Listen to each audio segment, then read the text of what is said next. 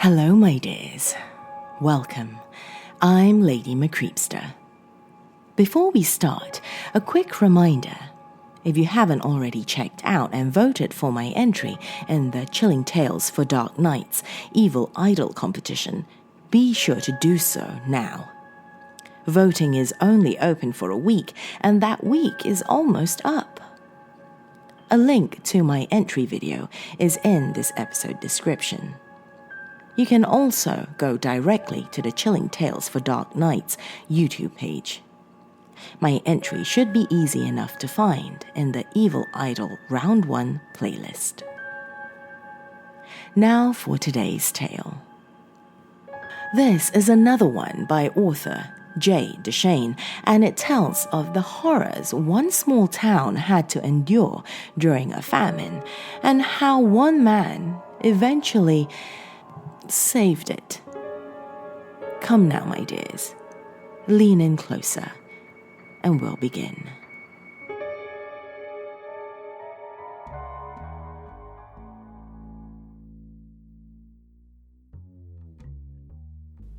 Hans cradled his young daughter's bony frame.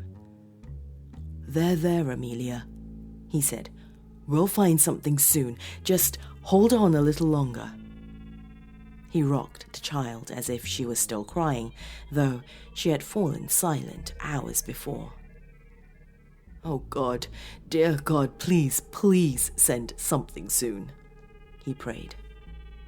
He looked over at his wife's emaciated face, her gaze completely devoid of emotion. Amelia, should things go on as it seemed they would not be the first of their children to die. It seemed just as likely that she would not be the last. Hans envied his wife in that moment. If she had found a way to stop caring, as all things suggested she had, she was lucky indeed. Their story was much like everyone else's in their village. Since the Great Famine hit, everyone had suffered unimaginable loss. Food was so scarce that, if a man was lucky enough to catch a rat, he must find a way to make its meat last for days to feed his family. The situation seemed dire, and the hope of so many families diminished day by day. Suddenly, as Hans held Amelia in his arms, a strange sound rose to his ears. It was familiar, but one he hadn't heard in so long. Laughter? He gently placed his daughter down and rushed out into the street, followed by his wife. Together, they looked out over the dusty hills that surrounded their village. Yes, someone was laughing, and a horse-drawn cart was fast approaching the village square. A great pile of cargo sat covered with a blanket in the back of the cart. Two lanky men rode on the sides of the cart, gripping their handles tightly, their capes flapping in the wind. Hans could see that a great, fat, jolly man sat in the driver's seat. The singing and laughing grew louder, and the man was close enough now for Hans to see the bright blues, greens, and golds he wore, and the wind-burned redness of his fleshy cheeks. Others had also heard the sounds and joined Hans and his wife in the street to witness the stranger's arrival. "Hello!" the stranger shouted as he drew his horses to a halt. He climbed down from his seat and stood where everyone could see him. "Good people of Hungendorf, allow me to introduce myself. My name is Arnulf Velfras. I have heard of this plight of hunger and thirst, which has been so unfairly wrought upon you all. But fear not, for my men and I come with a cure for your woes." He gave a signal to one of his assistants, and together they lifted the blankets off the cart. There in the cart sat a large black cauldron and a great oaken barrel surrounded by piles upon piles of vegetables. Arnulf's assistants brought the cauldron down from the cart. From within it, they produced logs and flint rock, which they used to build a fire. Once this was done, the barrel was rolled off the cart. Hans watched in silent stillness as they opened it and began to salivate when he learned that it contained water. He imagined its cool freshness trickling down his throat as the man hoisted the barrel up and emptied it into the cauldron. "My friends," said Arnulf, "I imagine it has been a grievously long time, too long, since the warmth of a good filling meal has passed through the lips of any man or woman here." The crowd grumbled in agreement. From the look of this man, it was clear how little he knew of the pains of which he spoke. Arnulf went on. "Cheer up, my dear friends," he said, "for your time of waiting and long is at an end. Today, in this very village, the great Arnulf will prepare for you a fine dish and a most delicious soup, the likes of which you have never tasted before." "Praise God!" Hans' wife shouted. Hans looked over to see that she had dropped to her knees. Tears stained her cheeks. Her lips curled into a smile. It was the first sign of emotion he had seen in her in months. "But first," Arnold continued, "I ask for your patience and that you indulge me in a little game." "No games!" shouted a man in the crowd. "Sir," Arnold said severely, "I must insist that you keep your composure." "We are starving! Give us the food!" the man shouted, his eyes wild with desperation. "Sir, if you insist on impatience, it will not end well for you."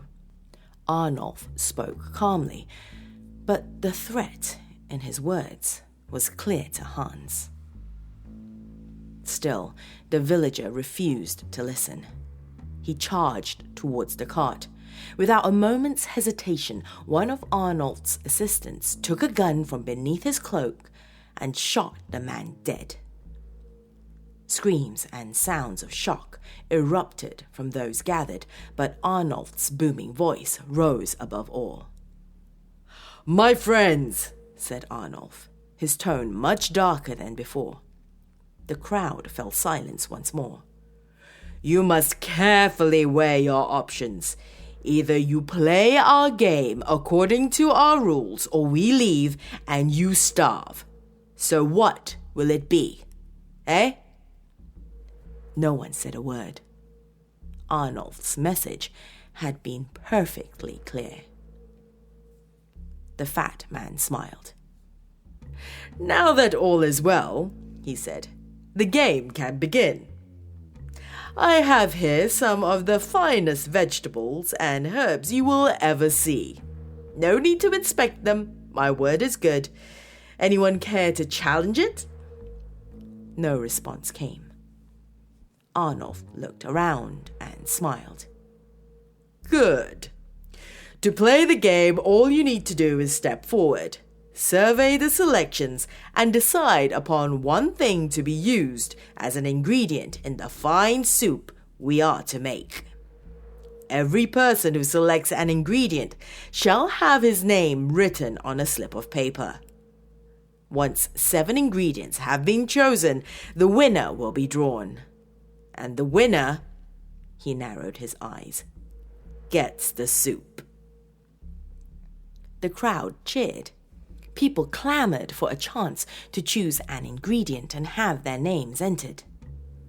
The first to be selected by Arnulf was a woman. Hans watched as she looked over the vegetables on the cart.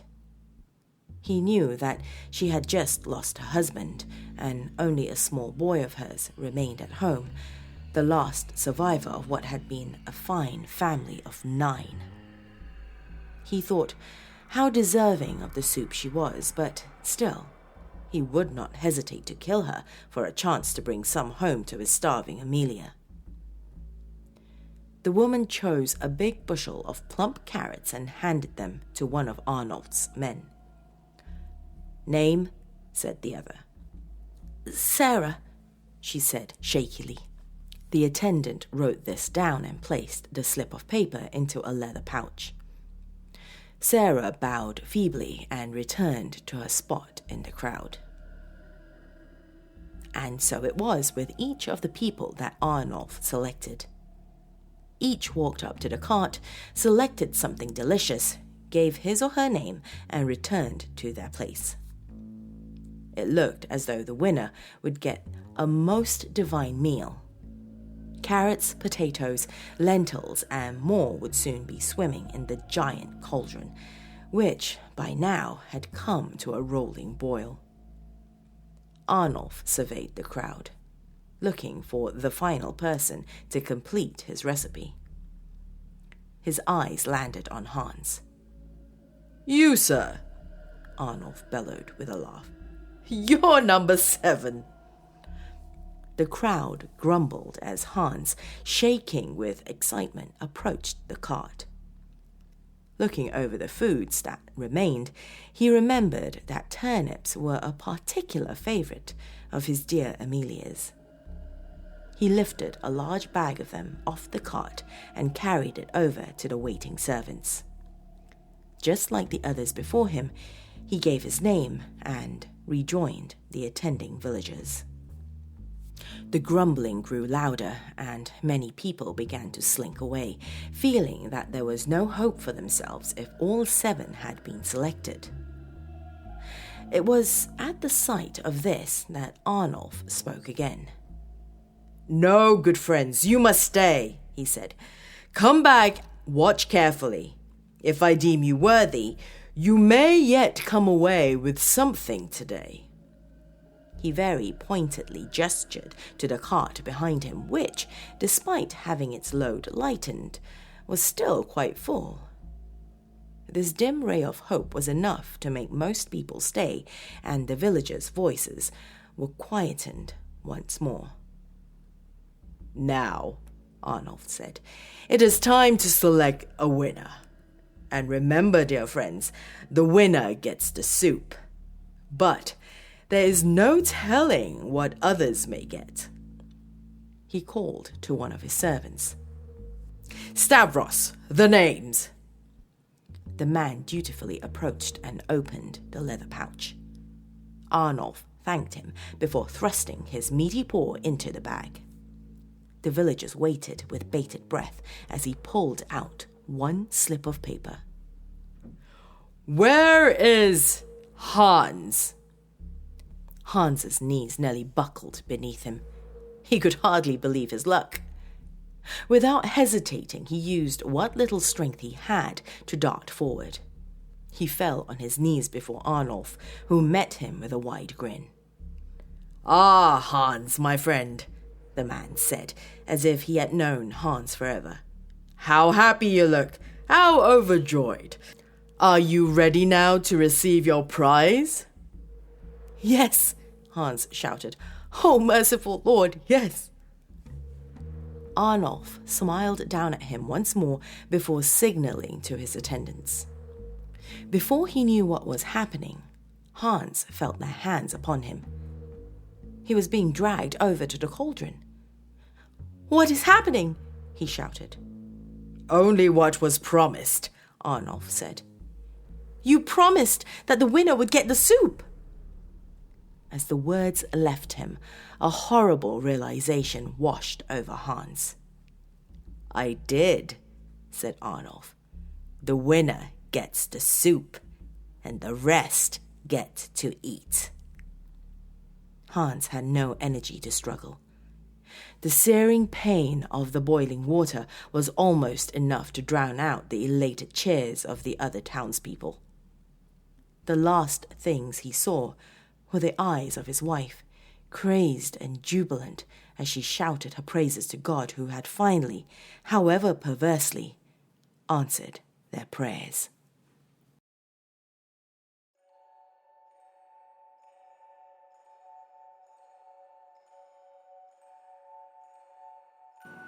Once again, my dears, remember my Evil Idol entry is now up. If you're on YouTube, a video link to my entry video should be popping up on your screen right about now. Click on it, and once there, be sure to give it a thumbs up. This helps vote me into the next round of the competition. The tale is by author Dopamine, so you know you're going to love this story. Until next time, my lovelies, sweet dreams.